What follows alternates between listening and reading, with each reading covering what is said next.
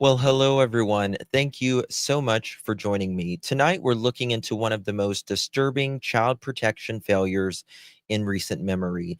This is the case of 10-year-old Rebekah Baptiste from Arizona. If you've never heard of this name before, you should, because her story represents everything that can and does go wrong sometimes in the system, the school system, and adults who miss the sign of danger. We have a lot to talk about, and we're going to talk about all of that on the other side of this.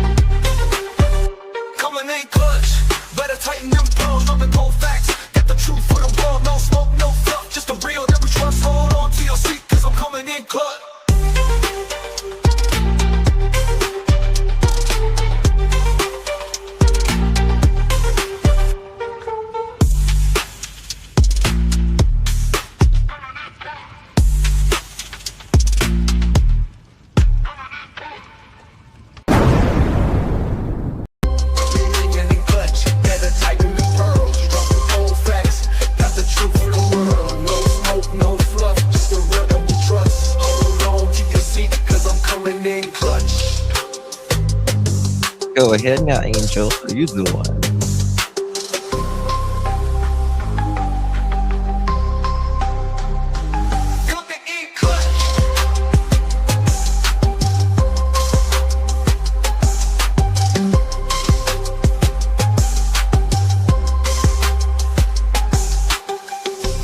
Coming in clutch, better tighten the pearls. Dropping cold facts, got the truth for the world. No smoke, no fluff, just the real that we trust. Hold on to your seat, cause I'm coming in clutch. Coming in clutch.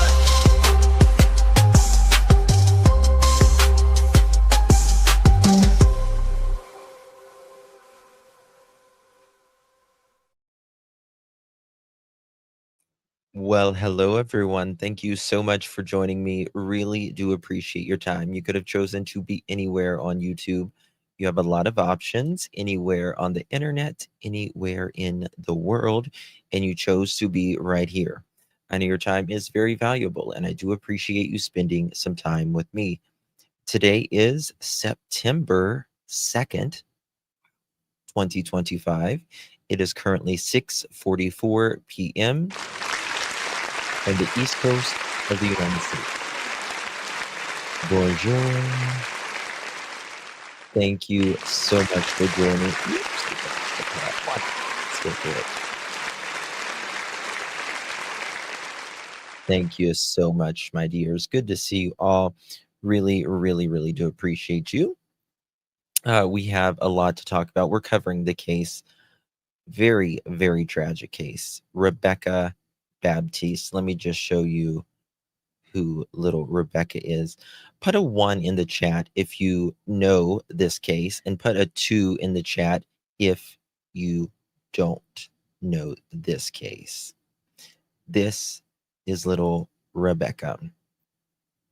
Rebekah Baptiste, she was just a child. She lived with her father, Richard Baptiste, and his girlfriend, Anisha Woods, in rural Arizona.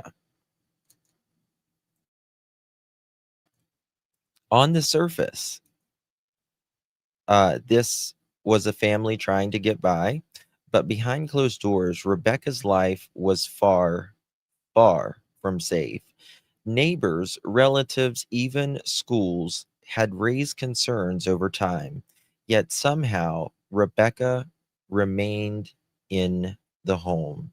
In July 2024, a couple months ago, everything came to light. No, sorry, last year rather. Last July, sorry. Okay, it's almost 2026. It's crazy. First responders were called to the family's remote residence. What they found was shocking. Rebekah had suffered injuries consistent with prolonged abuse. Medical staff had documented that things that no child should have endured. We're going to get to the body cams where they found her when she ran and was on the side of the road. She had faced so much abuse, it is hardly hard to even grasp the abuse that this child faced. When they found her, she was dehydrated, malnourished, and her toenails were removed. This bright, beautiful little girl is now gone. Right now, absolutely gone. Okay. So this is a tough one. So, guys, please do me a favor before we get started, if you don't mind.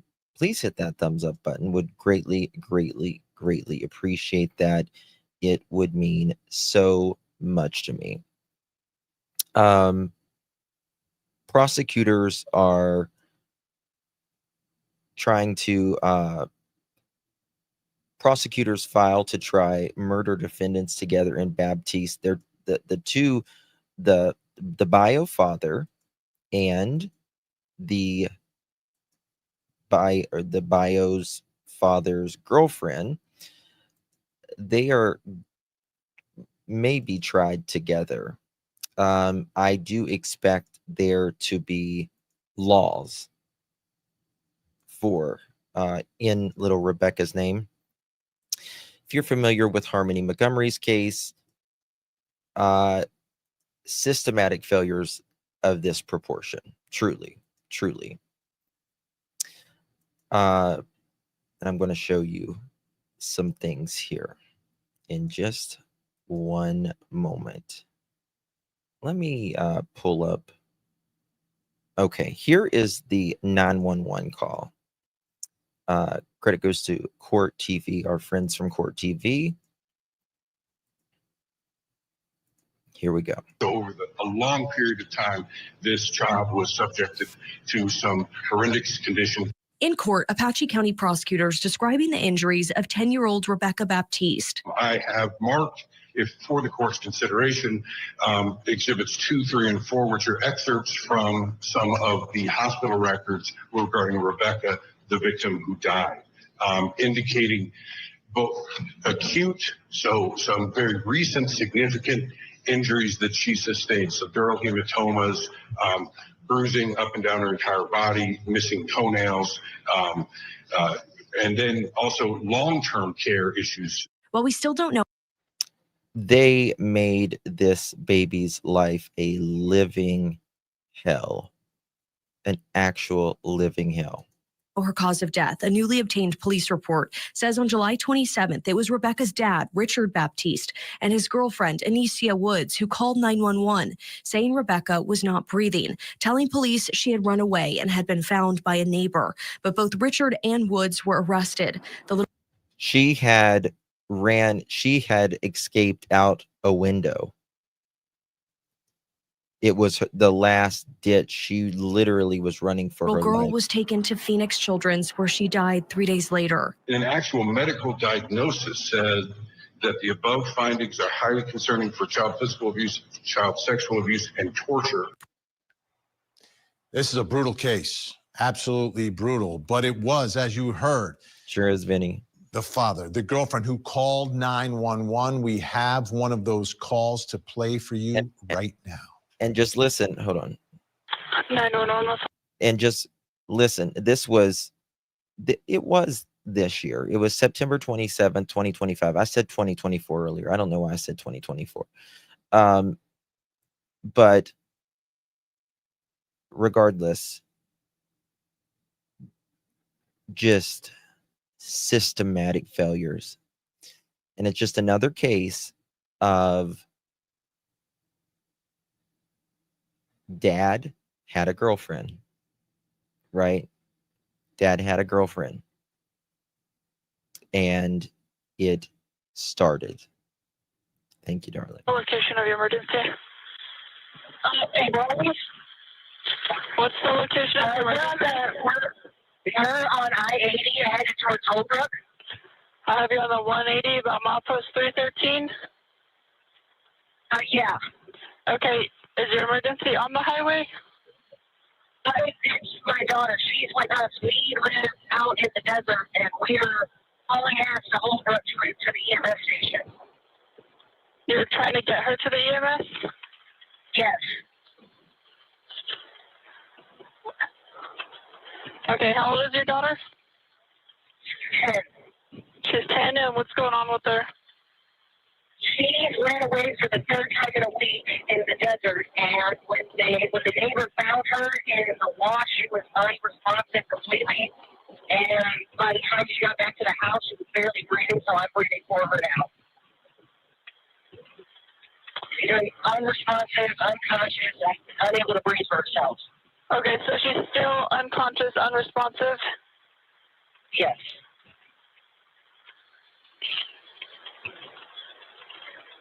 Is she breathing? I'm breathing for her. What do you mean? I am putting my mouth around hers and breathing in her. This is the evil witch. The girlfriend's mom, or the dad's mom, the dad's girlfriend.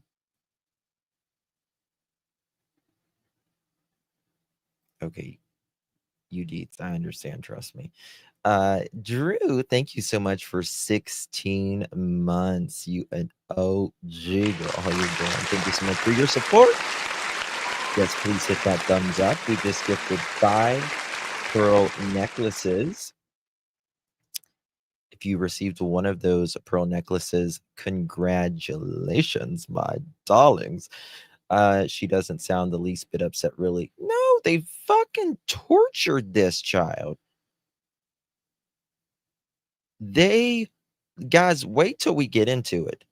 When we hear, oh God,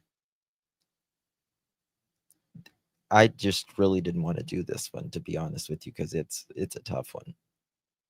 It's a tough one. It's a bad.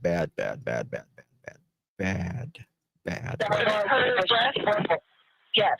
I'm breathing for her.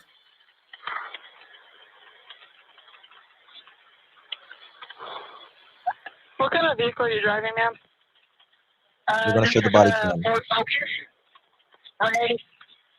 2-door. Okay. Have you administered any CPR or just the rescue breath? Just rescue breath. Yeah, not even CPR. Okay, 1 second. He's just putting her mouth in the out to you. I need you to pull over so that I can page him out to you and we can start CPR. You Would too, it be easier if we just, is it going to be faster if we just keep going? Because we're almost to Holbrook. I understand that. I need you to pull over so I can have EMS meet you.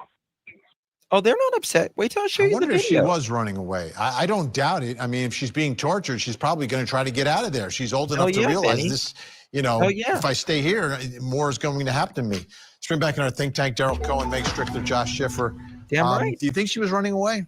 Vinny, when it comes to children being beaten, abused, tortured, I I lose all of my equilibrium. I would bet everything I have she was running as far. I mean, that's stuff they do, like in, CIA, for prisoners, of war, pull their toenails off.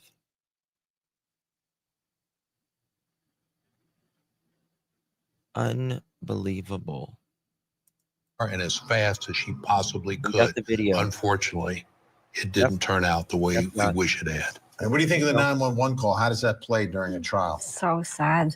I mean, as a defense attorney, I don't know what I could say that would make it anything than what you just heard, which is cold, sterile, and no emotion. You couldn't even argue that was shock. That was just There was awful. nothing. Yeah. very clinical. You're not recovering from that, because also remember, it's a 911 call that didn't even need to be made. They've got the patient on the way to the hospital. If you were trying to create legitimacy by making a call or creating some evidence, that's kind of what you do. And the coldness, anybody that's had a kid, if you see your kid sick, injured, incapacitated. 12 visits of CPS DHS, but they, again, lost track because they were moving around. Again, we're almost in 2026. We have AI and everything else, but we can't, create a national database to follow the most vulnerable people in our society, our children.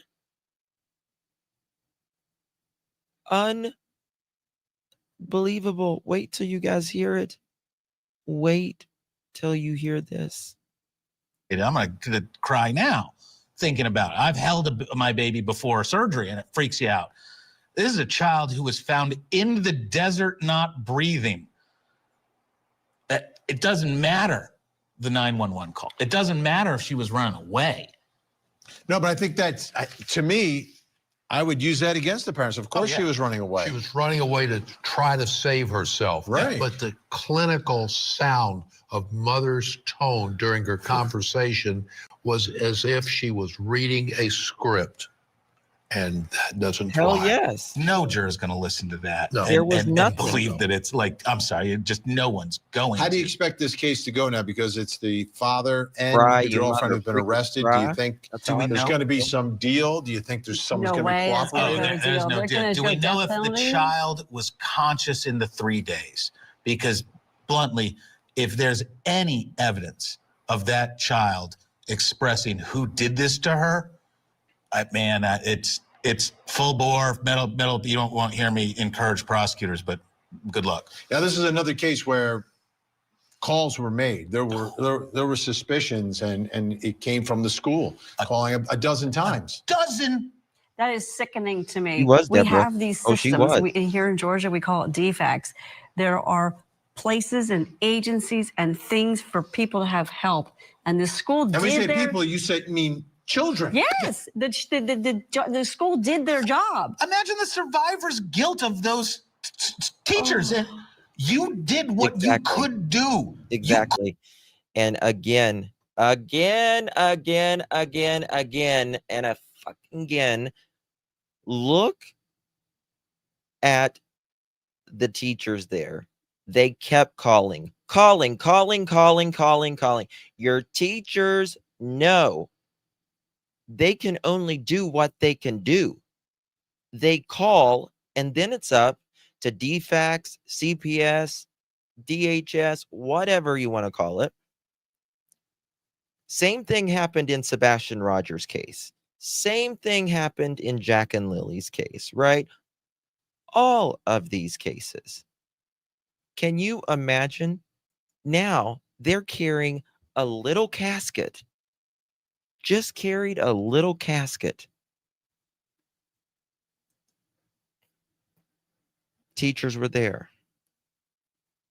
What the hell is going on, America? What is going on? Called the people you have to call, and they did nothing, making you part of the death of a child. When will we wake up? When will we realize better to respond to something that really isn't than to fail to respond to something that really is? Especially when it's involved with children. She was 10. And what's being described here, the condition of her that was evident. I do think that in some cases, CPS, like in cases like this, after being called 12 times, there needs to be some level of accountability. And you guys know, like I support CPS. I do support CPS. My girlfriend has worked for 22 years now for CPS. But the system, she will tell you the system's broken. She will tell you the system's broken. Underfunded, all of that, still cutting the funding on it.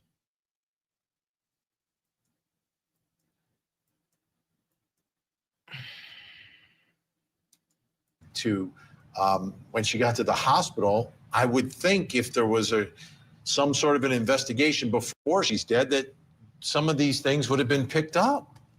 Neighbors, anything. Everything I've read about the But I mean, prior if the fax outcries. goes in, is they're going to, 2 minutes kind of figure out things are not the way And they're supposed to immediately be. act. Exactly. There were injuries, like the toenails especially, that would have been visible. The toenails and DFAT, or their Child Protective Services, has admitted that some of the allegations actually reached the They are. level for action, that's part of their investigation. Emergency. They are immune. You're exactly right, D. White. CPS workers are immune. And I think that needs to be relooked at. I believe most CPS workers are very, very, very good people. And a lot of them, I mean, just the amount of travel alone in a day is exhausting. And they just have too much of a caseload. But something has to be done. These are our children, folks. These are our kids, our children. But there was no action. The state said, yeah, someone really needs to do something about that kid before something bad happens. But a dozen calls should be enough. Unspeakable horror One call that should took be place against that poor child. A dozen That calls. because Yes, of the 1 dozen, lack 12. of action, that child is now deceased, suffered, and hopefully the parents, we can't get mad, we can get even, and we can have justice, but justice isn't Justice enough. for Considering the efforts they put into prosecuting shoplifters and Right. homeless Exactly, people, exactly. you got somebody from a school calling about a kid getting. Absolutely. Absolutely. I still, I don't understand it. I don't get it how they will put someone that does DRUGS away for 30 years for having some Coca-Cola on them. But someone that, take Jake Harrow, for example, hurt someone to have 3% of their brain functioning, can't walk, can't eat, can't even breathe on their own. You get a slap on the hand. Like, what is up? I'll just never. It's very few times I'm speechless. Let's get on it. Get on it. Daryl Cohen, Meg Strickler, Josh Schiffer, thank you so much. And Vinny is so right.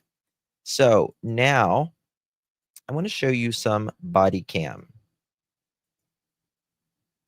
in this of these vile mother.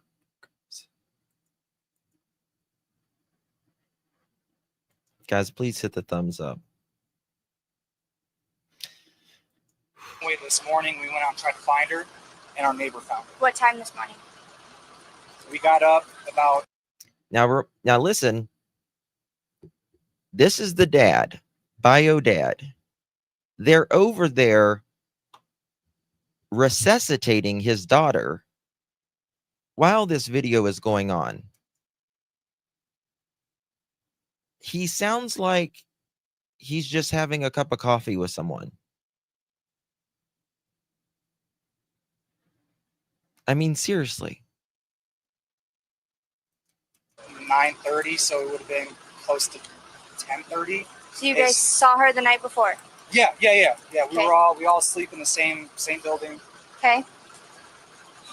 And then, so you said she ran around that morning, and you guys were trying to find her? This morning. Yeah. This morning, yeah. And you guys went out trying to find her, and then your neighbors found her? Neighbor found her, yeah. Okay, what were they doing down there? How'd they find her? They were on quads. They were on their quads. Okay. So I had her standing outside. I turned around to go grab water All right. from bottles. This is the evil witch. This is his girlfriend. This is Rebekah's stepmom, if you will, even though they're not married. She's the one that made the 911 call that sounded like she was fine, just like she sounds now, and said, I'm breathing for her. Not giving her chest compressions, just giving her breaths. And she was gone. Okay. Was she complaining of any pain, any sickness, anything like that Well, today? she's been complaining of a headache. A headache? Ever since she ran away the first day, she's been complaining of a headache. Okay, she's been this is frequently running away lately? It's Oh, three a times headache. in less than 2 weeks. She actually Okay. ran away a week before we moved out here. So Yeah, this she is- actually jumped out the window. She Yeah, has a long history. she was jumping out of the fucking window. So because she was running from you because you guys had not given her food. She was dehydrated. Her toenails were ripped off. With running to DCS and making up stories of her brother. I tell you, if I was these teachers, if you really, really know something's going on, I would just call the police at the school. Call the police at the school. Brothers. So there has been DCS cases before? Yeah, I just got them back from the state. Okay, who is your caseworker? No, there is none now. Wonder who was. There was multiple. The last one was transferred to a different division. When was the last time you had contact with them? The case was closed May. End May of this year? May of last year. Last year? That's when we got our youngest back. Okay. And that's when the official case was closed. Her case was closed about a year before that. Okay.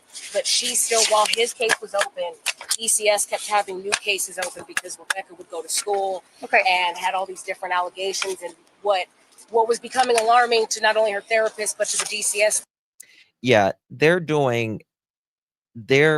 laying out their defense right there. Oh, she's been complaining of a headache. Rebekah would go to school and have all these allegations that were true, in my opinion, and I'm sure that the prosecutors will certainly prove that point as well.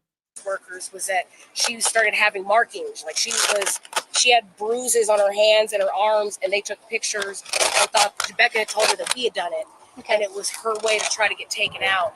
The first time she ran away, she told us that she didn't want to live here, she was just trying to leave, but we explained to her, everyone explained to her the dangers that come with this. After that, and then now this, but she's been complaining of headaches since the first day. She ran away this morning. We went out and tried to find her, and our neighbor found her. All right. What time this morning? So she's been running away for the last 3 or 4 weeks since we've been here. Richard Baptiste tells police she ran away this morning. She went out and we tried to find her, and the neighbor found her. The couple told police the neighbor found Rebekah unresponsive but still breathing in a wash. Police questioned the couple about what happened, about the involvement in the Arizona Department of Children's Safety, DCS. She ran away before we came here. That one was super crazy. The woman, stepmom says, Woods, she kicked out the screen and jumped out a good 2-story window a week before we moved here, end quote. Woods tells police that DCS kept having to open new cases, noting her school was reporting, quote, marks, end quote, on her arm. The first time she ran away, she told us that she didn't want to live here. She was just trying to leave. But we explained to her, everyone explained to her, the dangers that come with this, the stepmom, Woods says. First responders were able to detect the pulse, and Rebekah was taken to the hospital in Winslow. Later, she was transported to the Phoenix Children's Hospital, where she died 3 days later. A report from the Navajo County Sheriff's Office released earlier this month details the horrendous, in quote, conditions prosecutors allege Rebekah endured.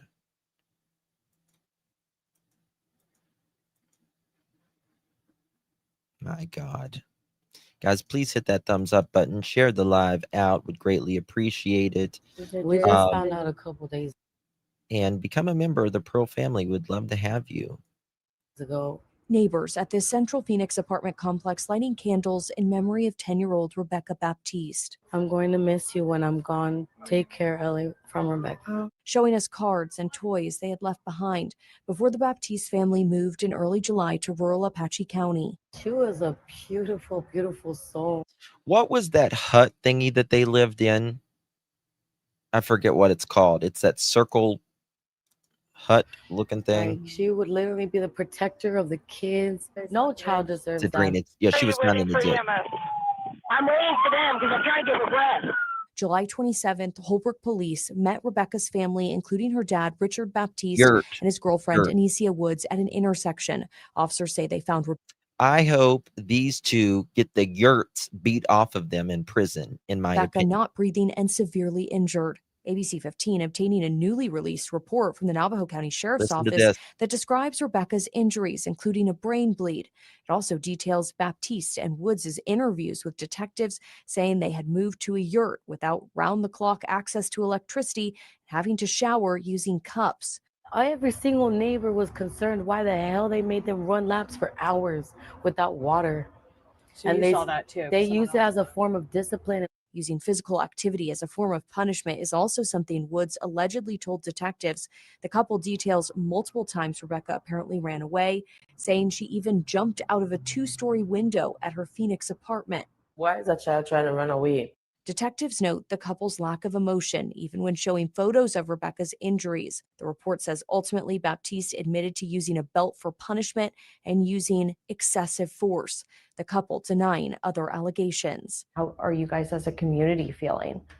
You feel guilty. They always, can I pet your darling? They always stay a little longer. And like my neighbor pointed out, I think they were asking for help.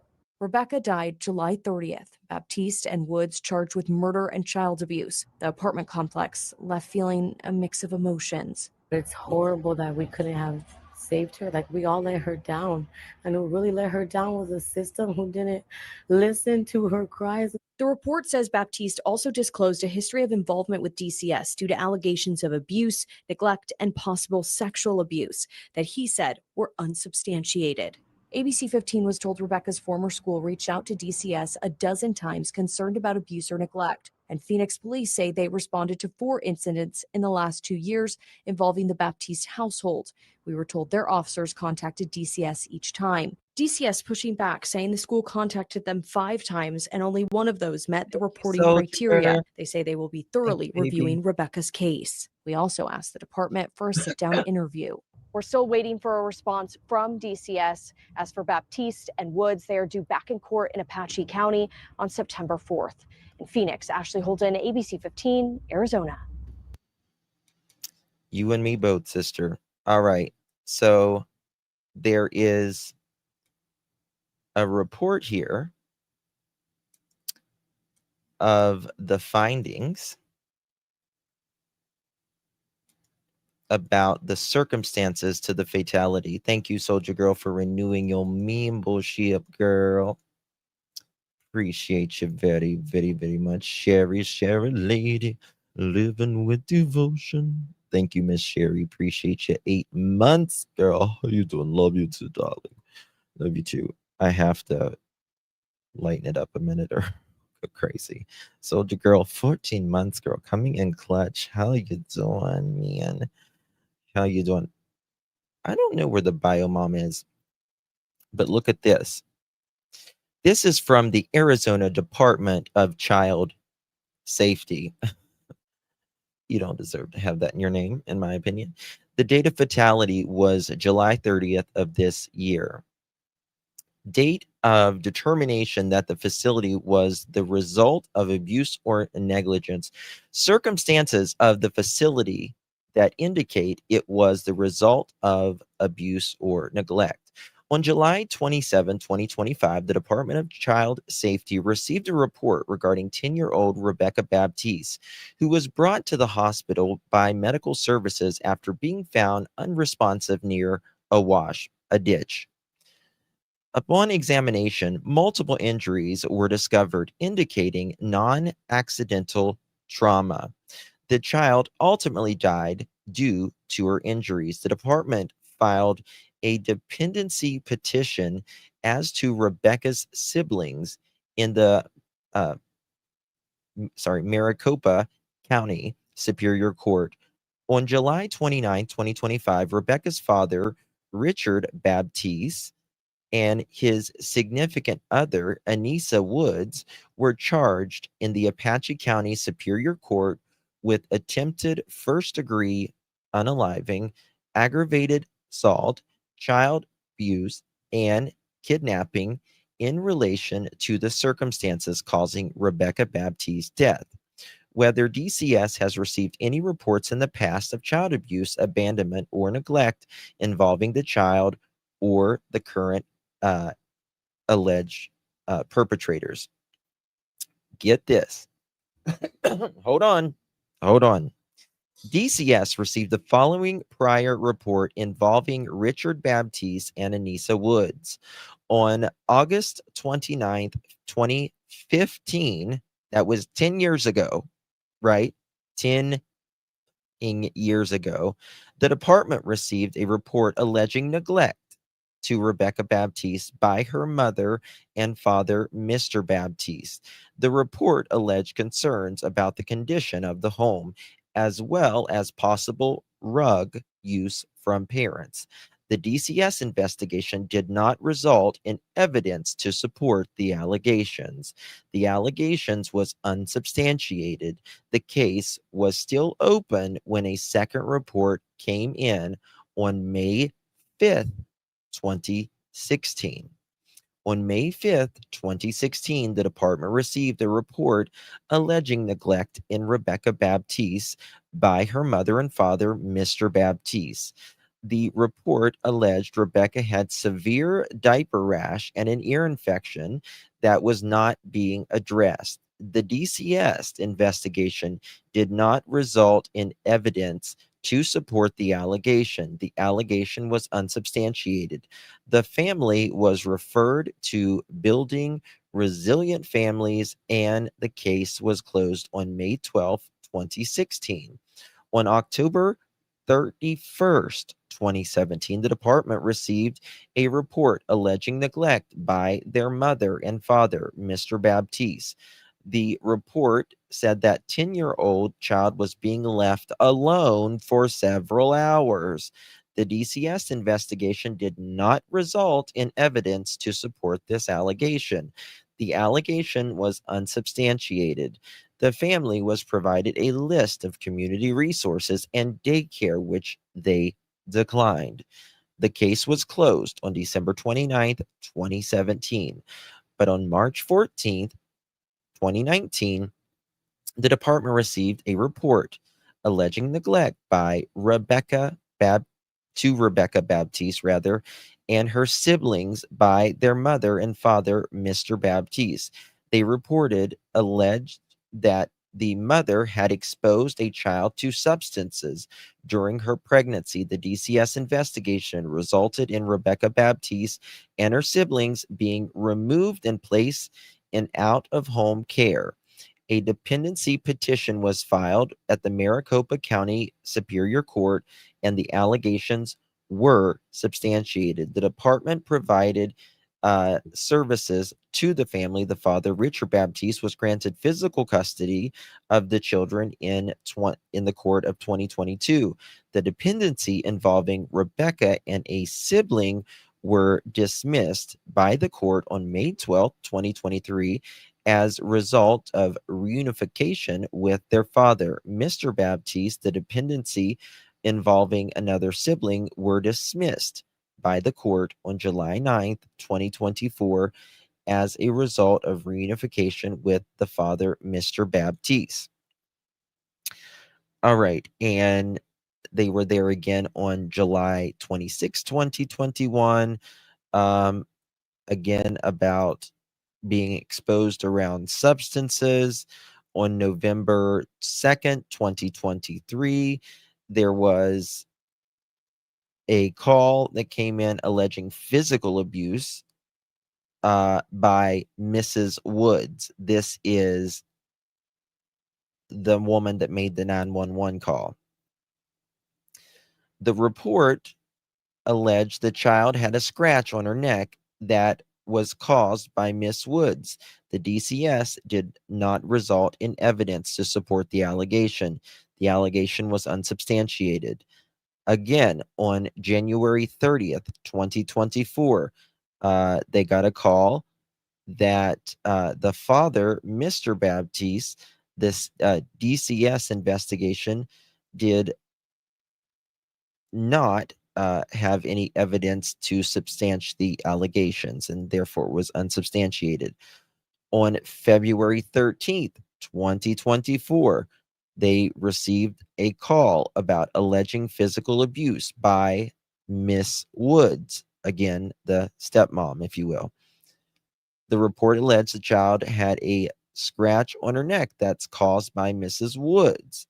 It was not substantiated, and it was unsubstantiated. Again, September 13th, 2024, they received a call that Miss Woods gave a bump on one of the kids' heads, or the kids' heads, and there was physical injury on the neck, unsubstantiated. Again, October 17th, 2024. This was about Mr. and Mr. Baptiste and Miss Woods, the bio dad and his girlfriend. The report alleged Rebekah was observed with marks on her hands and feet, and that the children were disciplined through exercise. The DCS investigation did not result in evidence to support the allegations. The allegations were substantiated, and the case was closed November 18, 2024. They were there again. January 16th, 2025. This was against both of them. Again, the report says that Rebekah had to run as a form of punishment while not being allowed to use the bathroom and get water breaks. Remember, they found her malnourished, dehydrated, and her nails taken off, and a lot more. But they said that bathroom breaks, you couldn't do bathroom breaks, no water breaks, and she had to exercise as a form of punishment. No results. It was found unsubstantiated. Again, May 19th, 2025, for both of them. Specifically, that the children were being spanked as a form of punishment. The department made efforts to engage the family by visiting their home in Phoenix and the children's school. However, listen to this. During the course of the investigation, the family moved to Arizona, a different part of Arizona, and the department did not have any updated contact information. The investigation is still ongoing when the near fatality report was received July 27, 2025, and she eventually did die. Think of that. How 12 times, that's insanity. Kathy, how are you feeling, darling? Thank you so much for your support, my love. How you feeling? Hope you're doing okay. Hope you're healing well, my dear. Good to see you. Thank you so much for 10 months, my love. Appreciate you very much. And Hatters, thank you so much for 14 months, my dear. Really do. Today's your birthday? Oh, happy birthday, Hatters. Happy birthday. Happy birthday. May all your dreams come true. Happy birthday from Clutch Them Pearls to you. I'll sing to you at the very end if you want me to.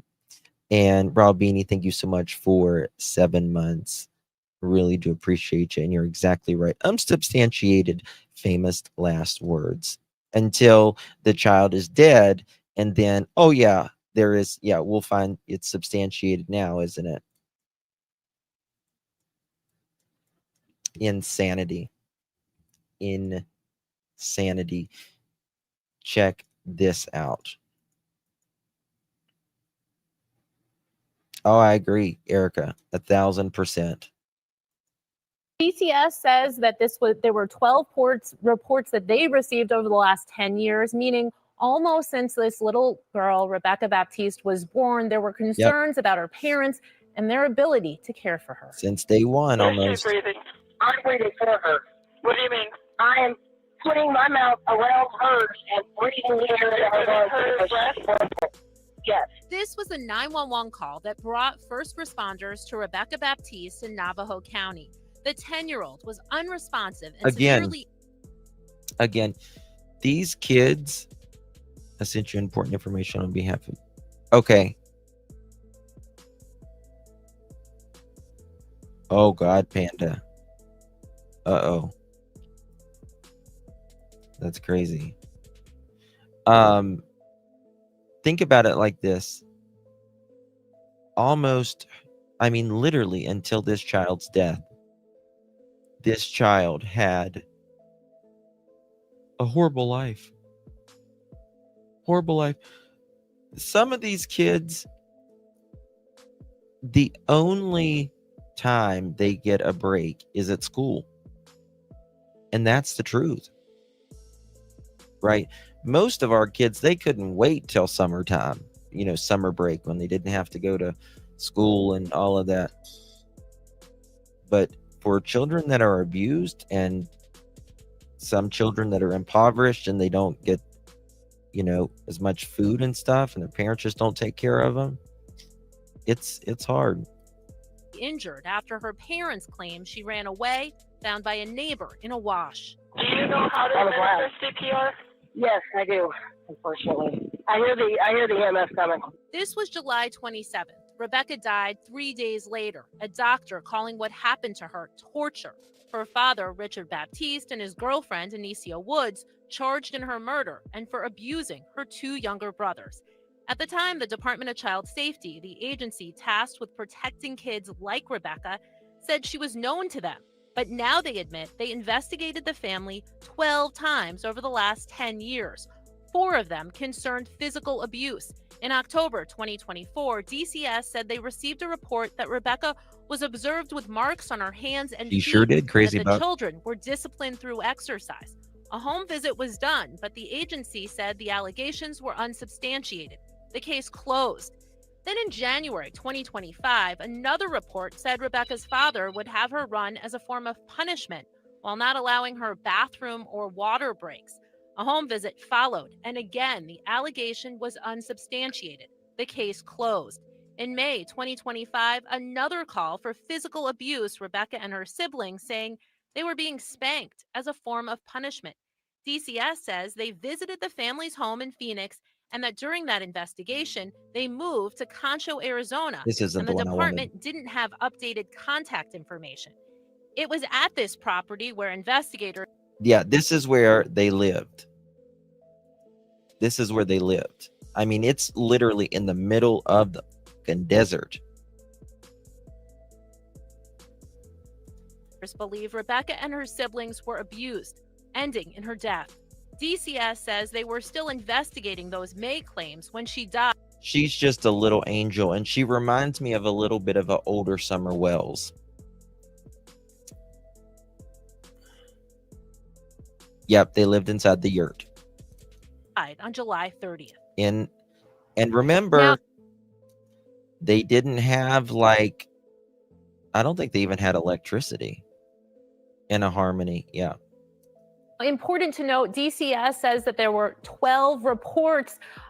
School, neighbors, families say they called many more times. So there's still a lot of unknowns there. In a statement, DCS says they will conduct a thorough. Oh, you're tardy for the party.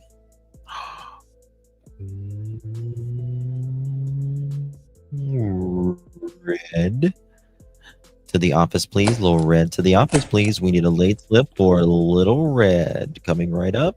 Late slip for Little Red to the office. Good to see you, Little Red. Thank you. Review. They point out that Phoenix police investigated the family at least 5 times, and yet there were no arrests for child abuse and neglect. They stress that there was not sufficient evidence to support removing the children from that. I thought your screen, you said notification. I thought I thought it said tie-dye heart camel soul. Camo soul. Oh, you were tardy too? You know, we're portable now. Like, don't worry, the late slip is unsubstantiated. Right? God. Home, something they say is the last and most extreme option. Nicole? Dozen investigations, unknown number of reports and calls into that hotline. Very disturbing. Amy, thank you. A busy Greyhound. Okay, this is the one I wanted to show you. Sheriff's report details abuse before girl's death in northern Arizona. In Harmony, Montgomery, there was the family sued CPS and they won. It is heartbroken. They remember the girl with so much promise who loved bows and hugs. It makes reading this incident report that much harder. In it, Richard Baptiste, Rebekah's father and Baptiste's girlfriend, Anicia Woods, told investigators that the 10-year-old ran away from home and believed she'd fallen in a wash, that they were unsure what happened to her. But doctors reported Rebekah was in a severe state of dehydration and doubted if she did run away. The couple. So the biological mother, Richard Baptiste, Rebekah's father, stated that Rebekah's biological mother has been separated from the family for about 9 years, citing drug use issue as a reason for the separation. There's no further information about that. So do we know where the biomom is, right? I don't know, but she couldn't have gave too much of a fuck.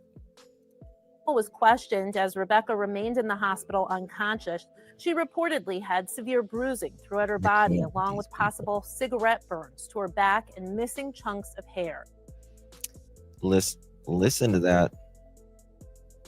Cigarette burns. She reportedly had severe bruising throughout her body, along with possible cigarette burns to her. Bruising to the body, cigarette burns, and bruising from head to toe, cigarette burns, and her hair patches pulled out. Her back and missing chunks of hair. Anicia called herself Baptiste's fiance and said they'd been together for 4 years. In the report, investigators note they changed Rebekah's pants and got gas before leaving for the hospital. The girlfriend. Yeah, they changed. I forgot about that. Yeah. They, while she was clinging onto life, they changed her pants. They also stopped at the gas station. Explaining she was a certified nursing assistant, advising she didn't think Rebekah needed. She is a certified nursing assistant, the stepmom, if you will. Advised she didn't think Rebekah needed medical treatment, stating, quote, "I decided she would be fine." You decided she would be fine. What the hell, man? What the hell? Oh, thank you, Canadian Cookie, for gifting 2 pearl necklaces, my lovey-doveys. Really, really do appreciate you.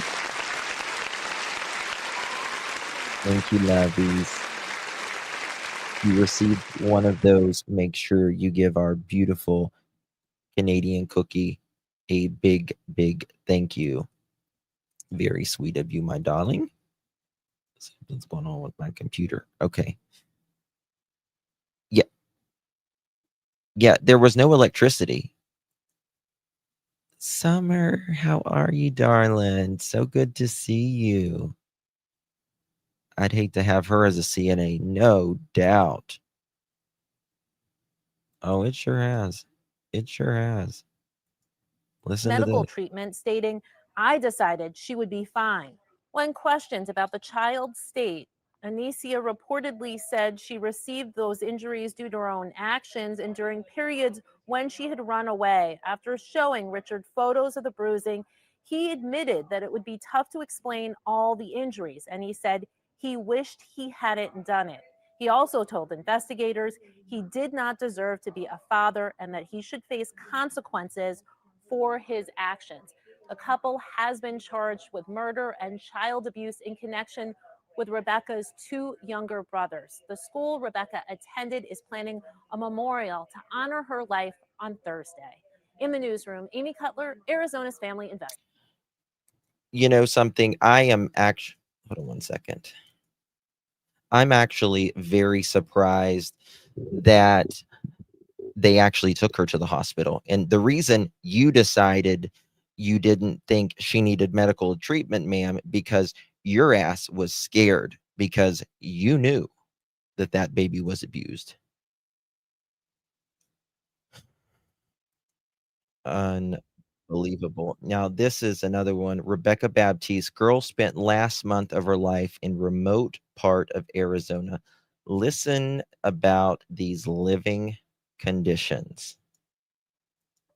Oh my God. Okay, am I frozen? I'm not frozen.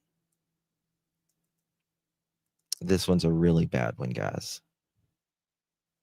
Please tell me who took these beautiful pictures. I don't know. Probably like Sunday school or something like that. Of 10-year-old Rebekah Baptiste, her father and his girlfriend facing charges for her murder. The details of the case are disturbing. There's no other way to It put is a it. murder, Fox for 10's sure. Kenzie Beach has been following it from the beginning. She went to Apache County today, where Rebekah and her family had just moved. Kenzie.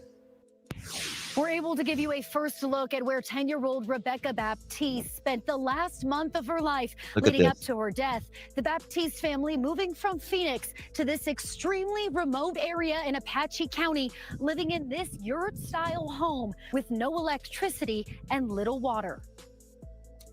No electricity and little water.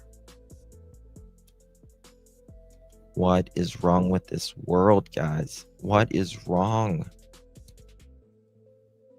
Thank you, Cajun lady. This is a sad case. Poor baby. It seems like a nurse would be a good caregiver for her own children. Well, she's not the biological mother, but regardless, she was really all the mother that she knew because her mom had been gone for 9 out of the 10 years. Right. Also, sorry, late. Oh, it's okay, baby. Thank you so much for being here. Thank you for your support. I don't know, man. I really don't know. No neighbors for miles. Richard Baptiste and I mean, these people, there are people that like to be out, in the middle of nowhere for, they want to get away from the hustle and bustle. And then there are people that get out in the middle of nowhere because it's their abuser's paradise, right? Temp is in the hundreds there, living in a fucking yurt without any electricity.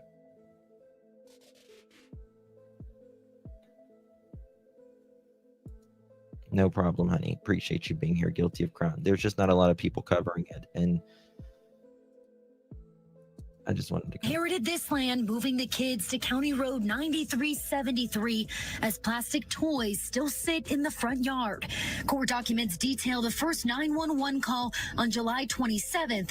It came from Anicia Woods on Richard Baptiste's cell phone.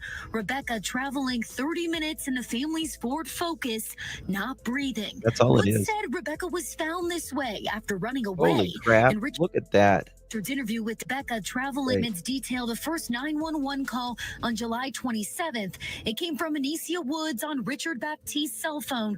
Rebekah traveling 30. I mean, look at this. There is no life out there. Like, I would love to live in Arizona and just grow cactuses on the side of the road and have a little stand. That's like a dream of mine. Or Florida or Texas, anywhere warm. But damn, I'm not sure I'd want to be out there. Like, there's minutes in the family's Ford Focus, not breathing. Woods said Rebekah was found this way after running away. In Richard's interview with detectives, he admitted Rebekah may have been running to get help or water. Unresponsive, unconscious. Soldier Girl, you want to move together? Let's go, girl. Unable to breathe herself.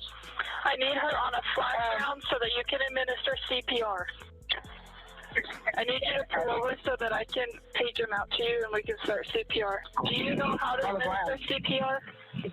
Yes, I do, unfortunately. Yep. I covered this a while back, but she says, yes, I do, unfortunately. Do you know how to do CPR? Yes, I do, unfortunately.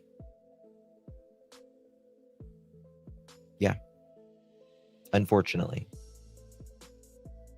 Like, you should be thanking God that you know how to do CPR in a moment like this. Right?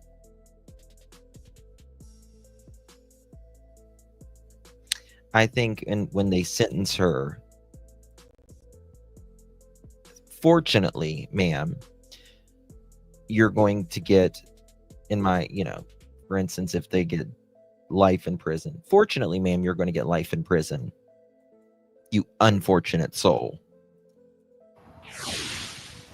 Those 911 calls are chilling. The end of that 911 call, the caller, who appears to be Anicia Woods, saying she does know how to do CPR, ending it with unfortunately. Well, that 911 call ended in this parking lot here. Behind me is Highway 180. So the family pulled into this lot where I'm standing, and you can hear they say, we need to put her down on a flat surface. So they did. We're not sure if it's where I'm standing or over here in this gravel, but if we walk this way, they did tell 911 dispatchers that they were pulling up to this gift shop. Now, it was here where they waited for the ambulance. Rebekah Baptiste was transported into an ambulance and taken to a hospital in Winslow, but her injuries were so extensive that she was flown to Phoenix Children's Hospital. Now, being out here today and talking to a lot of people, not only at this shop here, but the Dollar General, where Richard Baptiste worked for just one day, and also speaking with different music.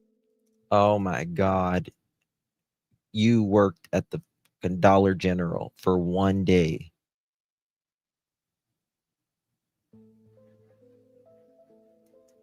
I thought about emailing Meghan McCain and seeing it. I'm sure she knows about this.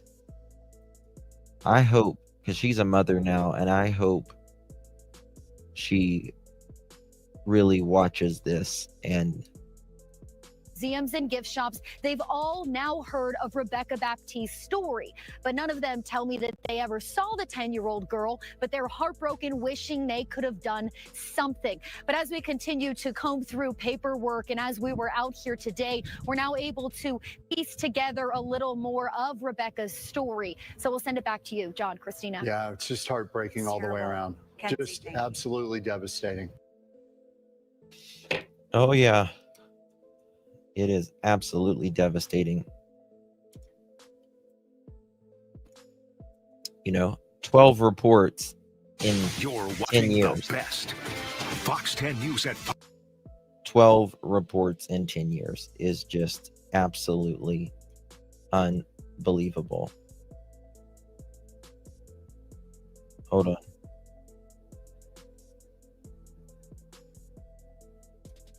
Let me check something, guys. I just got something. Let me see here.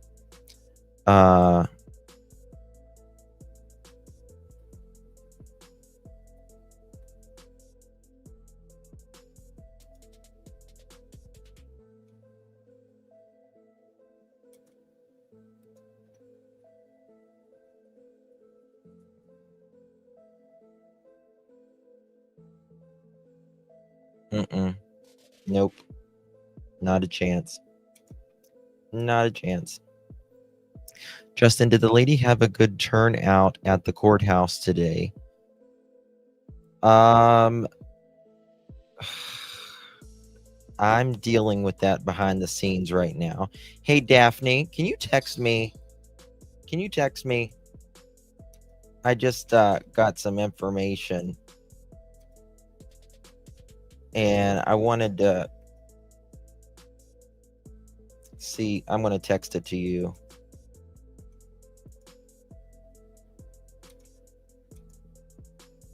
I know it's not. There's no way. I just texted to you right now. Not a chance. I just texted to you. They almost had to make a 911 call because her brothers were in the car. Yeah. I'm thinking about covering that. I've been watching it. The 11-year-old that gave birth. I know. It's crazy. Would it? Yes, unfortunate. I can hopefully see my, but the case in Kentucky, there's something weird going on, and I don't know what it is yet. There's something weird, I think, and I've got to figure it out.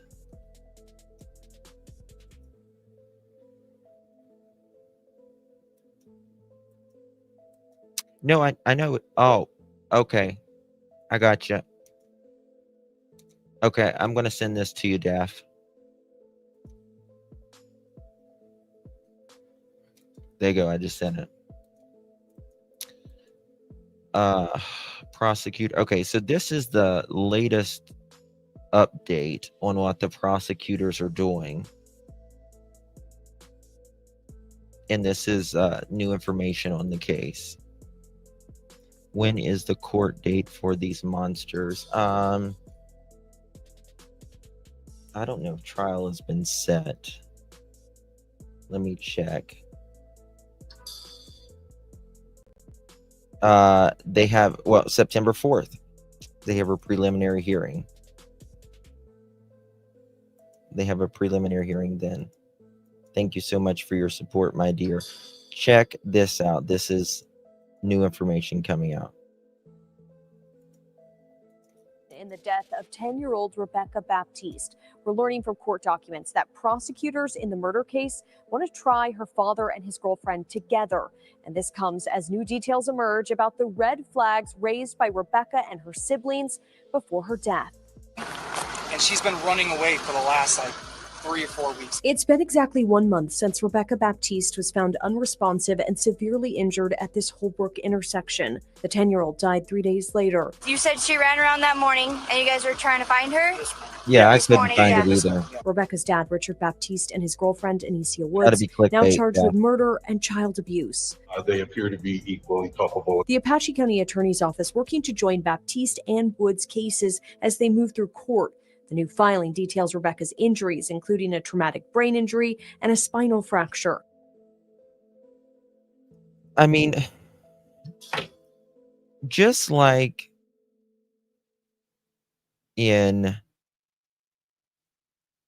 we see all of these cases in Jay Caro, in the little boy Brian, in Louisiana. In this case, there's always brain bleeding, retina, spine, ribs broken, all of this. That is like having a catastrophic car accident. Doctors allegedly saying they didn't believe she was physically capable of running away. It also provides insight on what Rebekah and her siblings told school administrators and other adults before the family moved to this remote area of Apache County. They would make allegations and have markings on them that were evident, that aligned with the allegations that they made, and then would recant the stories the next day. These documents say the Baptiste kids were telling teachers and staff at Empower College Prep about injuries like scratches, a hurt toe, and different forms of punishments, but then their stories. So get this. It says, these examples are not just connected to defendant Woods, but the defendant Baptiste as well. In November 2024, when 5-year-old KB2 complained to a teacher that there is no food at the home and he does planks for push-up. This is the brother of little Rebekah. No food at the home and he does planks for push-ups. They also described he had a hurt toe. His whole nail came off and said, "My dad says I can't talk about it." Quote, "I hate having to go home." The teacher noted that the child will disclose something and then say, "Never mind, I can't talk about it." In January 2025, after RB missed school for 7 days, Empower Prep reported to DCS that 10-year-old, we'll say child, spoke with the school representative and said she, quote, "gets treated mean at home. Discipline includes excessive running with little to no water." RB, Rebekah, was asked who did it. Rebekah replied, "Stepmom and dad." Rebekah said she was having to run laps around the apartment as punishment. Rebekah said she had, quote, "extremely dry lips returning from break." Rebekah said she was, quote, "not given food or water the whole exercise." Here it says, on May 2025, the 3 children appeared at school with marks, scratches, and bruises, complained about physical discipline of laps and planks and not being fed at home. A common theme in children reporting abuse to trust school professionals was changing their stories to protect their parents. And that's the sad thing. That's the sad thing. I know, Angel. No. I know. And that's the sad thing, is they still don't want to get their parents in trouble. For instance, Rebekah, or it's not Rebekah, KB is what it says, said he got scratched, this is the brother, on the neck. He did because he did not clean up the following day. The 6-year-old changed his story completely, stating his mom didn't scratch him because he wasn't cleaning. It was because he was playing outside and was falling, and mom tried to catch him. KB had a similar story in September. About injuries like scratches, a hurt toe, and different forms of punishments, but then their stories would change, or the kids would tell staff they were told not to talk about it. We can continue to ask for accountability, but accountability means action. Appreciate you, baby. What needs to change? Another court filing lists alleged abuse or neglect. All right. There were 3 2-inch scratches that were, quote, angry red, end quote, all day. The following day, KB went to school office with his sister, RB, and said, quote, his mom didn't scratch him because he wasn't cleaning. It was because he was playing outside and was falling, and mom tried to catch him. 6-year-old KBI, or KB1, I don't know, one, I think it's what it is, came to school with marks on the side of his neck about 1 inch long. When asked, they said, quote, it was an accident. Then I don't remember. Then my mom did it. And then the other child said, my mom did this, and demonstrated the action. Reported to the State Department of Child Safety by September 13, 2024, 6-year-old KB, had marks on his neck. He asked to go to the nurse's office. He said, quote, I fell down and hit my head, end quote. He said he had scratches from getting in trouble. My mom was mad at me and accidentally scratched me. I was being bad. You weren't being bad, honey. No, you weren't.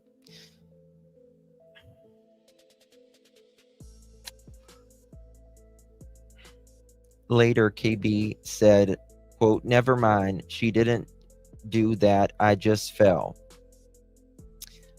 On October 29th and 30th, Empower Prep called DCS. On both dates, 9-year-old RB complained of her ankles hurting and asked for ice. Empower. DCS telling ABC 15 And asked for ice. last week. In the last 2 years, they didn't find evidence to support the allegations and didn't have enough under the law to take the kids. The department is now reviewing Rebekah's case. We are continuing to get records, including from Phoenix police, involving the Baptiste family. Both Baptiste and Woods are set to be back in court for a preliminary hearing next week. Ashley Holden, ABC 15, Arizona.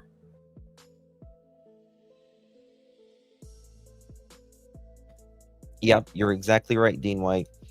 Parents will be living their best life. You know, a lot of prisoners say that it's actually much harder out in the real world than it is in prison, because you don't have to pay bills. You don't have to worry about everything is done for you. You know, you don't get to go anywhere, and you have to, the food's crappy and all that, but they say in some cases it's easier.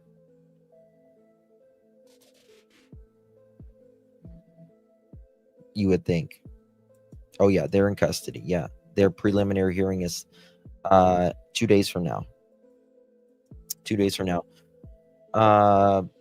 Jake and Rebekah, they have court day after tomorrow, and I think Austin Drummond has court tomorrow. I think it's tomorrow. It might be the 4th as well. Yeah, they get the hell beat out of them and tortured and everything else, and they want to tell somebody, but they don't want their parents in trouble. Like Don Wells saying federal prison is nice. Remember that quote? Yeah.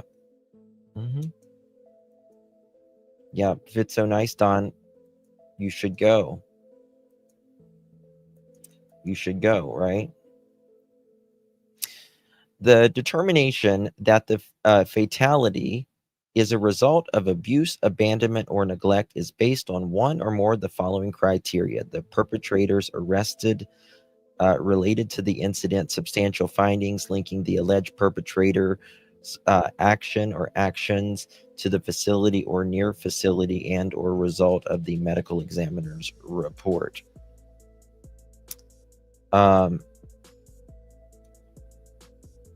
You know, it's too late whenever they're dead, right? So what if you know, I mean, I understand you find probable cause then to arrest them, but if you can find probable cause then, you should be able to find probable cause the last, 11 calls, 12 calls on something. I mean,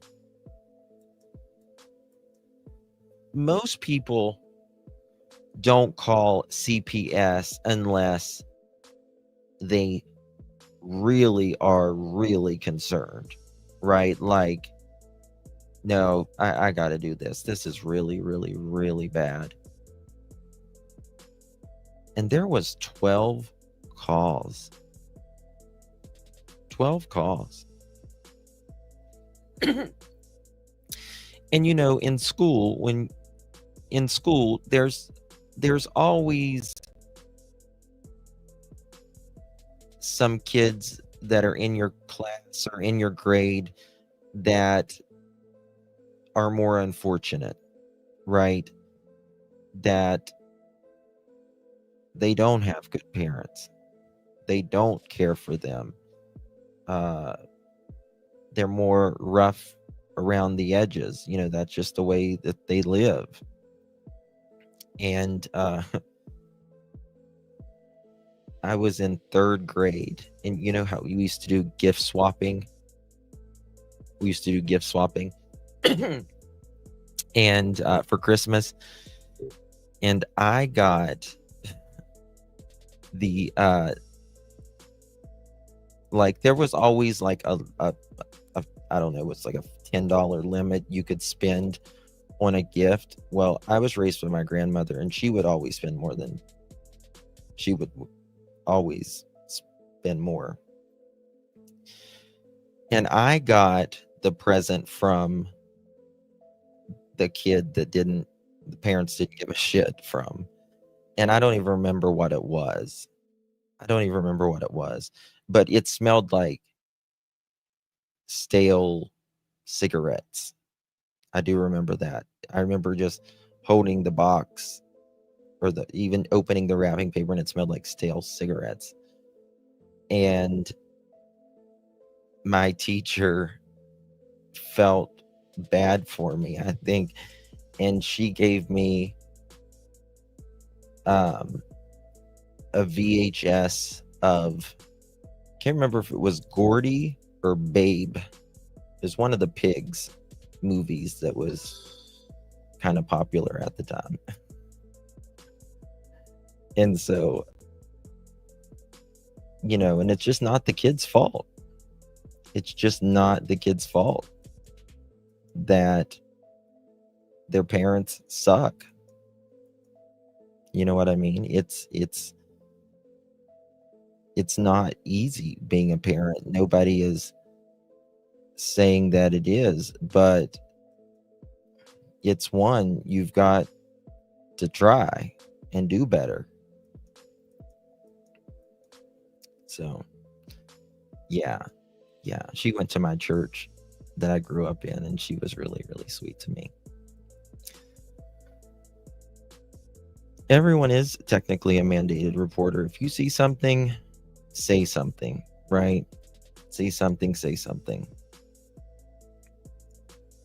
I was the kid with awful parents. Don't know how we weren't taken away. Oh, I'm sorry, Andrea. I'm sorry. You know, you live through it, and some break away from that lifestyle, thank God. And then, sadly, unfortunately, most become very similar to like their parents, because that's all they know. To go live with my aunt, no child should have to be in the middle of parents fighting and getting abused. Oh my God, no.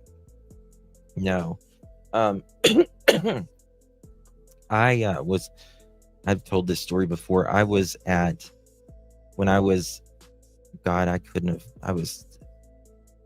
young, elementary young. I went to my friend's house, and his mom and dad got in a physical altercation, and he beat the hell out of her while I was there. And like, I cannot stand two people fighting. Like, it makes me nervous to this day. like people physically fighting. Because I remember her, like me and him, we were crying, and like she's there with like basically her teeth knocked out. I remember her mouth bleeding, and she's got like gauze in her mouth or something, and she gets us and she's like, it's okay, it's okay. And like I felt so bad for her. So like it's really scary as a kid to do, to don't do that shit around your kids, man. Don't do it at all. Especially don't do it. Yeah, I did too. Daphne, I just got your message. I looked too, and I just couldn't find it anywhere. So got to be clickbait. I have 3 kids, and I work 60 hours a week. And there's the whole reason why I push myself so hard. I could never imagine treating them badly. They're my world. Yeah. God bless you. Live life. God bless you.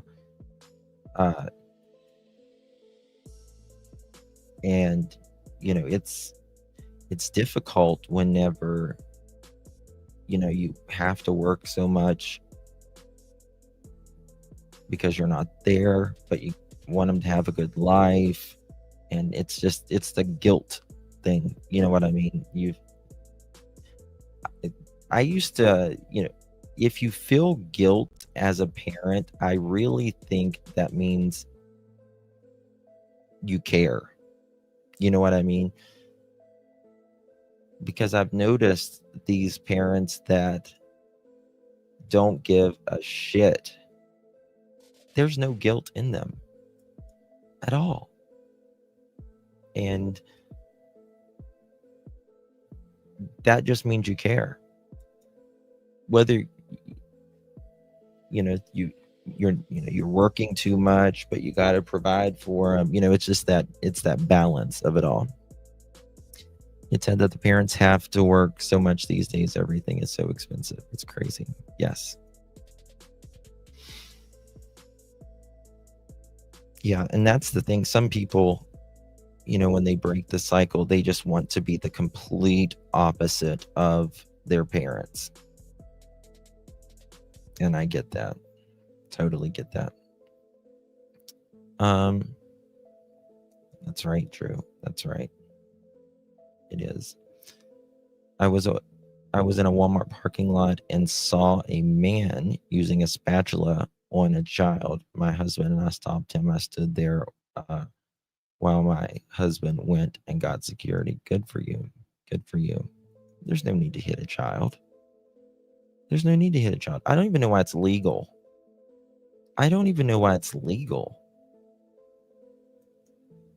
It doesn't do anything.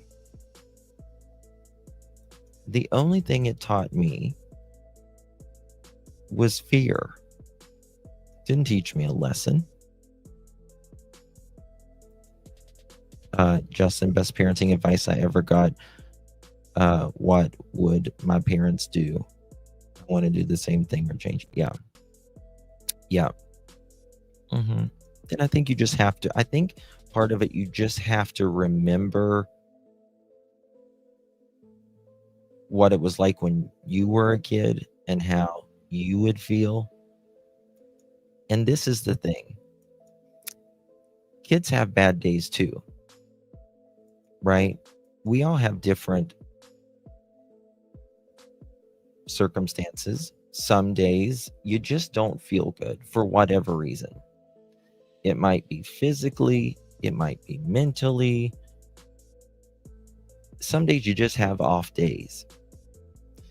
And I know we get a little sometimes, oh my God, if I had it like you wouldn't have a bad day. I wouldn't have a bad day. Bullshit.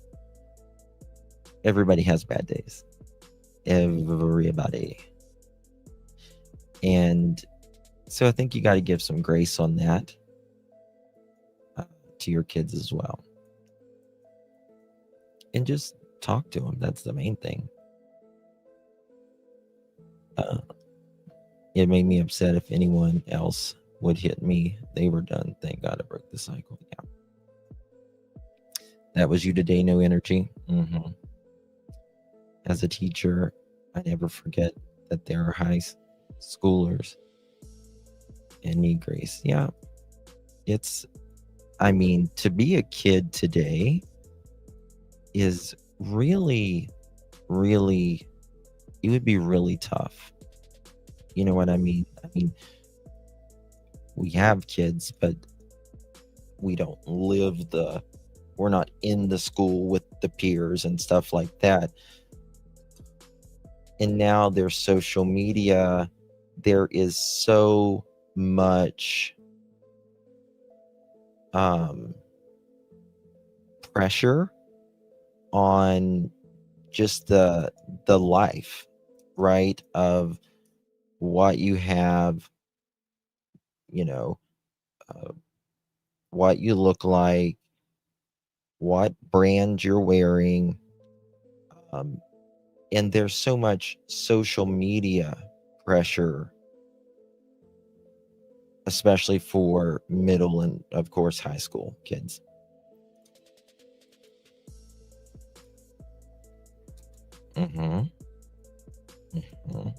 Yeah. That's exactly right, Charmaine. You're exactly right. 1,000%. Is a Laugh-A-Day in here? I don't see a Laugh-A-Day. Hey, Lady for Justice. It looks like I have long hair with my collar close to my hair. What do you mean? Looks like you have long hair, at least on my phone. My son both moved back home not too long ago. I was glad because my husband passed away in 2020, but from the trauma of my husband passing, I'm never at peace unless they are home safe. Yeah, you need that. It's probably a sense of security for you, I would say, and just knowing where they're at as well. When sorry you lost your husband. When you lose someone, especially a husband, a wife, or even a parent, especially as a child, it's a sense of security is lost. And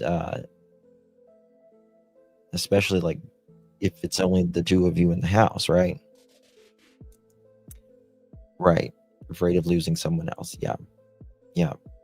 And that can be a big fear. Always worried. Always worried. Whether you need to or not, there's something to worry about. And kids nowadays, they just don't have the sense. They really don't have the sense of day-to-day functions. I don't know what it is. It drives me nuts, to be honest with you, and it's completely our fault. But they don't have the function. I don't get it. Like, just telling them to do something, they're like, what do you mean? What? I'm like, yeah, you push the mower and then you turn around and you go back. I don't know. They just don't get it, but they're getting it.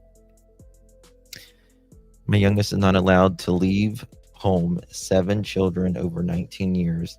I just, wouldn't know how to cope. When you've had a house full of kids, I don't know. I can't imagine the empty nest syndrome. I don't want to think about it. Because, I don't want my kids to leave. Ever. I don't. But they need to. I really feel that they need to, because they need to experience life, because I think the worst thing you can do, in my opinion, is just let them stay and not know what the real world is like, because we're not going to be here forever, right? We're not going to be here forever. And I think when you do everything for them, especially as young adults, they don't get it. They just don't get it. My kids bought the house across the road from me when they moved up. That's awesome. That's awesome. It's good to be close to family, but I think, when they don't experience life, because life teaches us lessons. You know what I mean? Like it really does teach us lessons. My daughter just gave birth to my second grandson. Congratulations. And I was worried sick the entire time till I heard from her. Both are doing amazing, and I couldn't be more blessed. Joseph Elliott, 6 pounds and 15 ounces. Congratulations, my love. That's amazing. That is so amazing. Congratulations. My family is so different, very understanding. So, yes, you did, sweet angel. You got the best heart. You really do. Did I get your email last night? I didn't check my email last night or today, actually. I got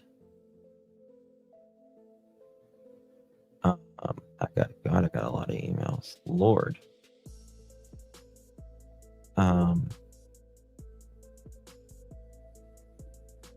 Do you know what it was about? Because there's so many here.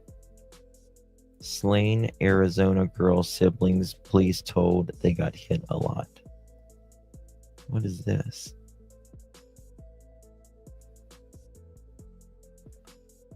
Oh, this is related. Look at this, guys.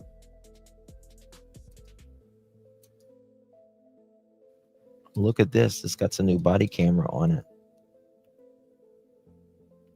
Born this morning at 8:15. I'm telling you, whenever I mean, I don't got grandkids yet, and I hope I don't have any for a little while. But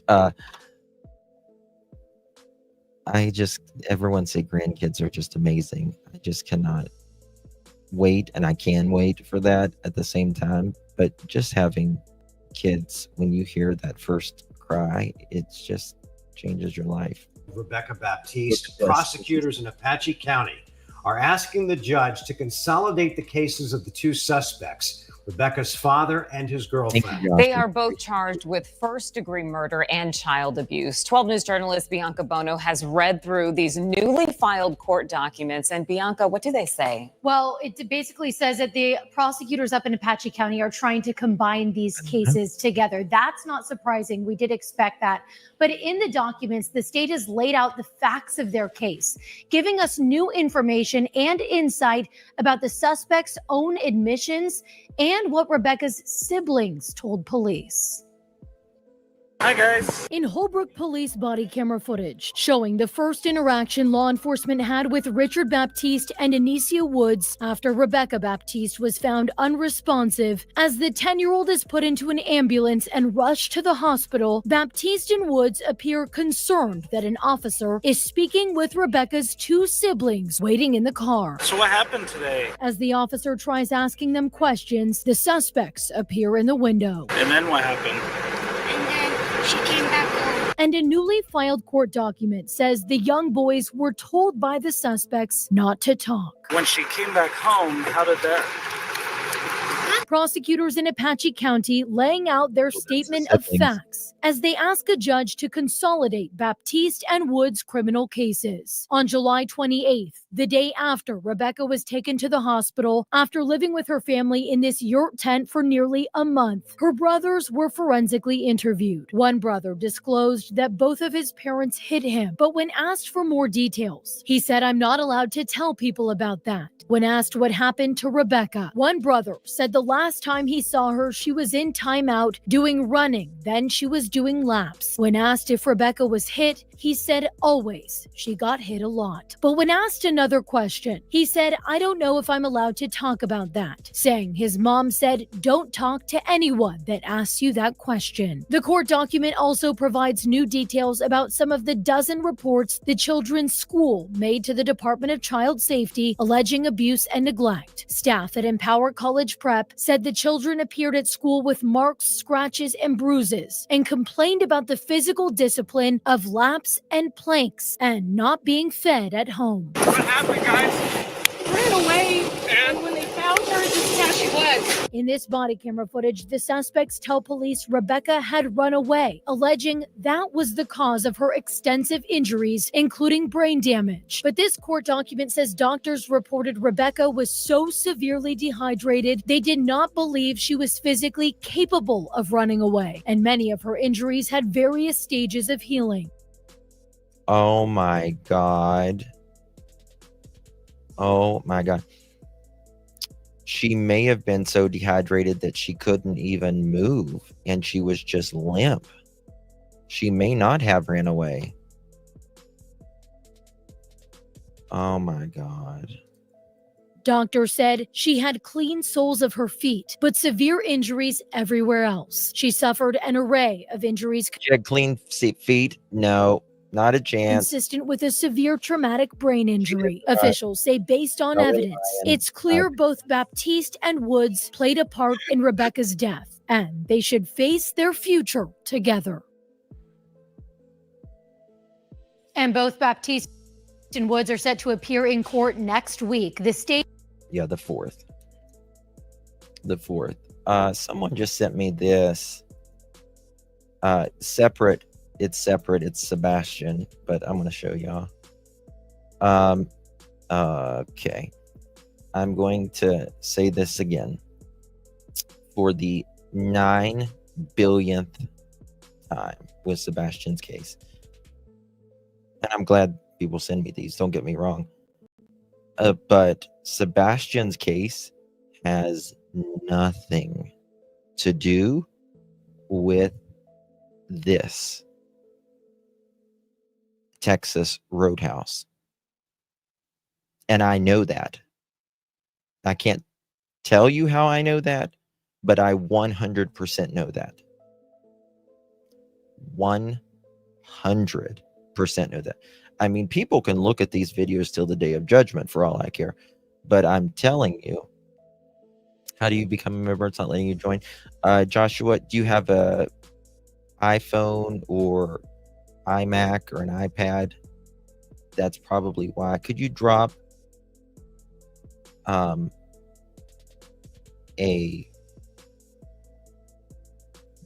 link for, if you get the link, that'd be great. Thank you. Thank you, Joshua. Appreciate your support. But I can tell you 100% that, I mean, people can dig on this till the day of judgment. They really can. It's not going to hurt anything. But I'm telling you, you're wasting your time. I mean, you really are wasting your time. Hey, Blue Eyes, good to see you, baby. Because there's nothing 100. There's very few things that I'm 100% sure in Sebastian's case. 2 things that I can think of the top of my head that I am sure. 1, it's a criminal investigation. Number 2, nobody at that steakhouse has anything to do with why Sebastian vanished, like anyone outside of Katie and Sebastian being there.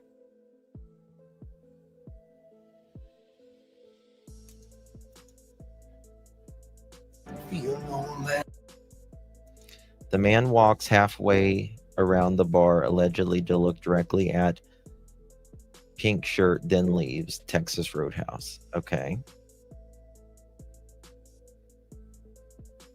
So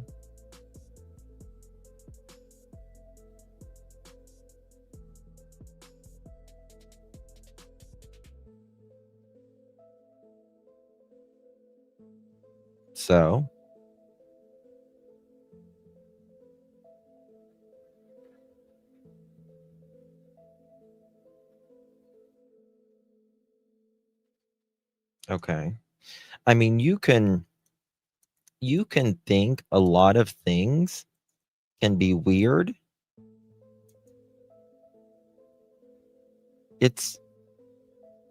You can think a lot of things can be weird about a case, and just because it doesn't make sense doesn't mean someone is involved, doesn't mean they're doing something nefarious at all. And I can just tell you 100% that there is nobody there that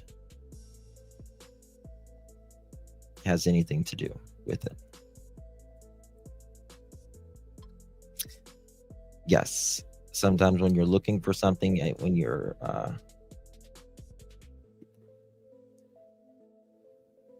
oh yeah, I think Sebastian made it home. Absolutely, I do. Sure do. Yep, sure do. I absolutely think he made it home.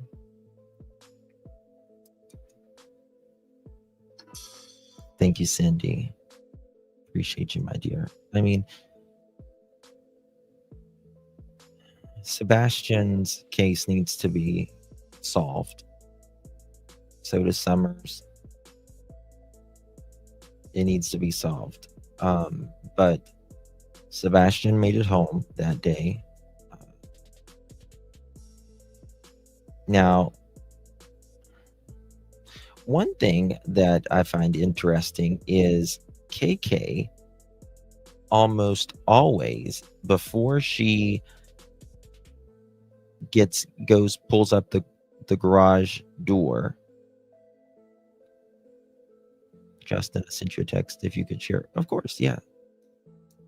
Before she gets to the door, she usually lets Sebastian out so he can go to the front door. She didn't that day. The Lebanon police is requesting the public's assistance in locating 17-year-old Liam Luna. He was last seen around lunch today, leaving his residence in Cedar Street community. Liam is 5'8" and about 150 pounds. He was last seen wearing a black jogger-style pants, a black essentials shirt with Fear of God lettering, and a hat. He has black glasses. If anyone has information on the whereabouts of Liam, please contact the Lebanon Police Department at 615-444-2323. Liam Luna. Liamluna. Missing.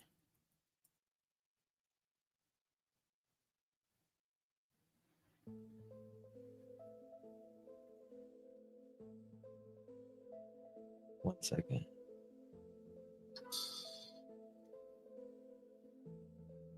I don't see anything about him anywhere, like at all. When did he go missing?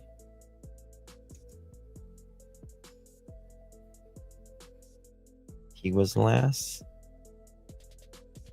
Okay, lunchtime. So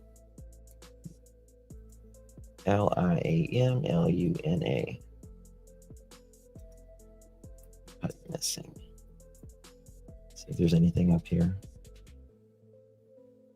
Oh God, he's in Tennessee, Lebanon, Tennessee. Great.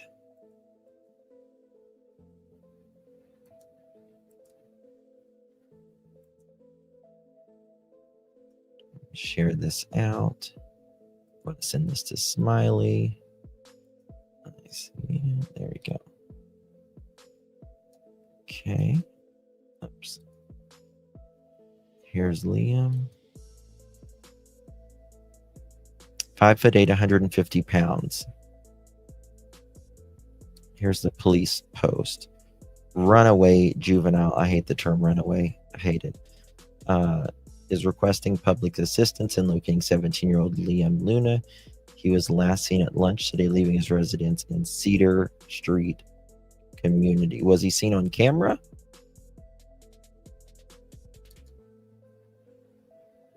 Was he seen on camera?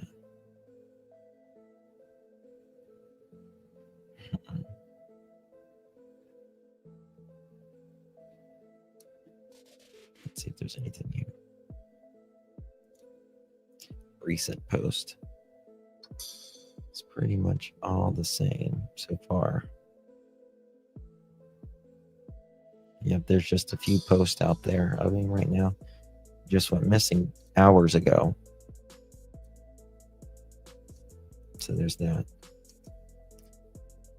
Thank you. I don't know them personally, but the mom is very active in the community and distraught. Oh, man. Was there an argument? Do you know if there was a perfectly imperfect? Was there an argument or anything with the parents? Did he have an argument? You know, he's that age. Sent Rebekah footage and text. La la. Make sure there's nothing pulled up there.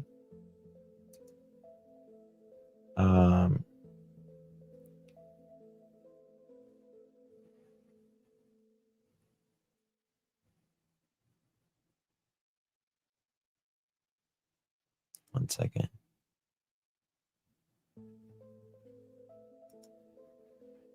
Did you text it? Oh wait, maybe this is it.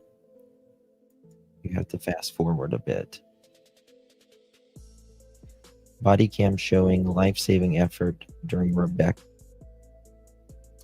Okay, I don't see anything about Rebekah.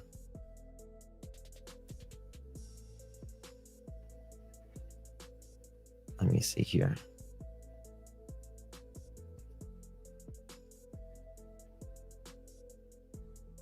Yeah, we showed the footage of the body cam. I was just seeing if there was more.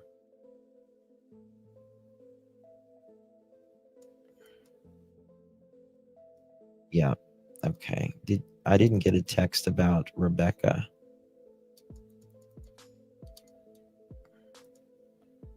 One second, maybe it's right. Yeah, I did. So this is new. Oh God, turn my camera off. His phone was left at home. Oh God. Why would a teenager leave his phone at home? Did he just walk out mad or anything like that, you think?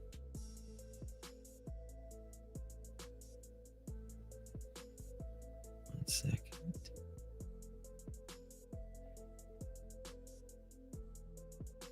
Is there footage of Rebekah? I don't see footage of Rebekah here.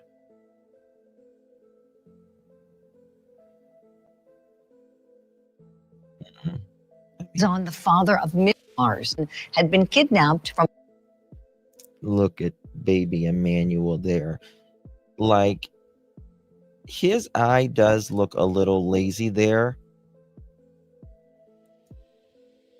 If I'm being honest. But if you really look at it, but it got worse. A store parking lot. Following searches at their home, police arrested the couple and they've been charged with the murder of their 7-month-old baby. But still, there's no sign of baby Emmanuel. This is what authorities believe has happened to him. Do you believe you know how baby Emmanuel died or was killed, and is there anything you can share? The filing in this case reflects our belief that baby Emmanuel was abused, victim of child abuse over time, and that eventually, because of that abuse, he succumbed to those injuries. Now, Jake Harrow reportedly joined investigators in the search for baby Emmanuel, but still no sign of him. And in the interview with the Southern California News Group, Jake would not confirm that he helped in the search, but insisted that he's innocent and has been completely cooperative. When asked what he would say to his baby Emmanuel, he responded, "I love you, buddy." So let's talk about this case.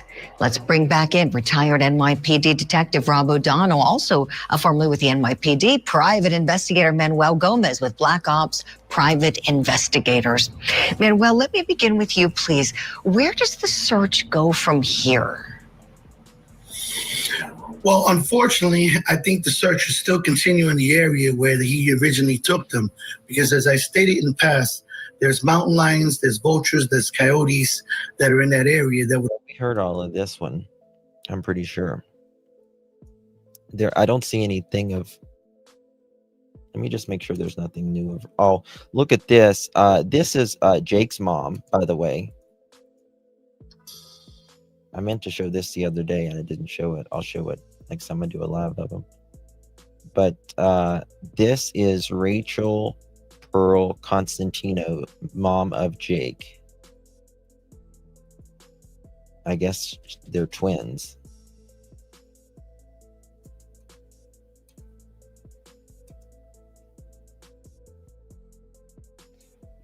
Yeah, that's Sense of Soul. He's so...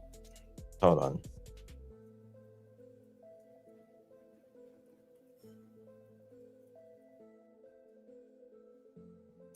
I just text you back. But that's... I don't think they'll ever find his body either. Probably not. All right, guys. Thank you so much for joining me. I do appreciate you. I might be back here in a little bit to do another live. We'll see. If not, I've got recordings I have to do. Make sure you check out my Emmanuel Harrow video. It's like 15 minutes long. Appreciate if you check that out and hit the thumbs up.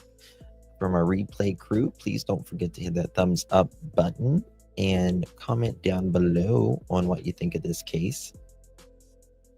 I look tired. No, I've slept. I didn't sleep too good last night, but I took a nap earlier today, so I'm good.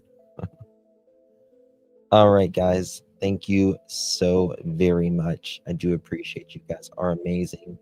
Like I said, I might be back in a little bit. We'll see. If not, I'll see you guys tomorrow. God bless you all.